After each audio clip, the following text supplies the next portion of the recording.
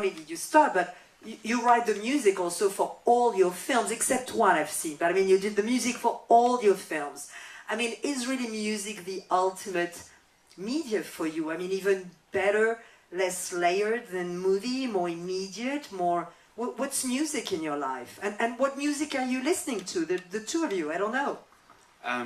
Yeah, music maybe is the most important thing, because it has a direct, you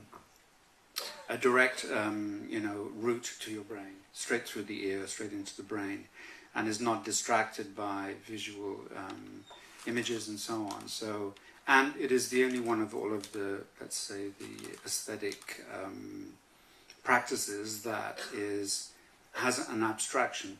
It is about an abstraction that creates an emotion. So you're not having to deal with pictures and with, let's say, literal events.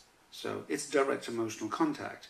So of course, once you're a musician, you will never lose that, and also the ability to actually create music and relate to an audience, you know, is a gift. So you know, that's a given.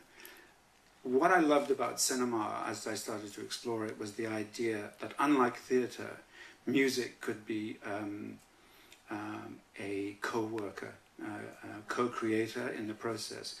One of the, you know, the biggest differences between, let's say, you make a film of Hamlet, and then you go to the theatre and you see Hamlet. What is the difference? The film will have music.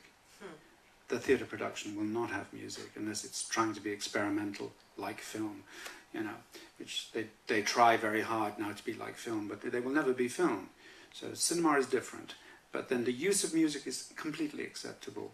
And so as you progress, as technically, and you start to understand how cinema works, you start to realize something really amazing, really powerful, which is that the subtle use of sound, of, let us call it music, but it could also just be sound, the sound of this room, is very specific.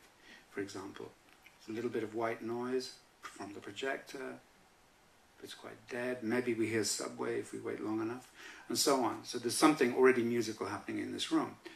So the combination of that and how you move the camera, and then how you ask the actors to be in that ambience, creates cinema, you know. And then afterwards, you can play with that. You can say, I want to increase the sound of this room to make it a little bit creepy. David Lynch, you know. listen, this is a David Lynch soundtrack. If I add a little bit of... suddenly everyone's a psychopath, you know.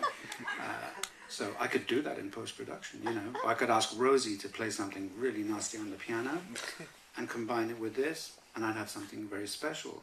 Then if I think, oh, I want to move the camera now in a kind of subjective, creepy way because I'm using this sound, so etc., etc. So I suddenly realized that you have not just one tool, the camera, you have sound, you have montage, and then you have the ability to mix later on. And then you have something very unique to cinemas, as opposed to your cinema at home or the internet or your headphones. You have very special speakers. You have sub-bass speakers, and you have surrounds, so you can start to also create like symphonically with sound. And then that makes cinema, you know, always unique.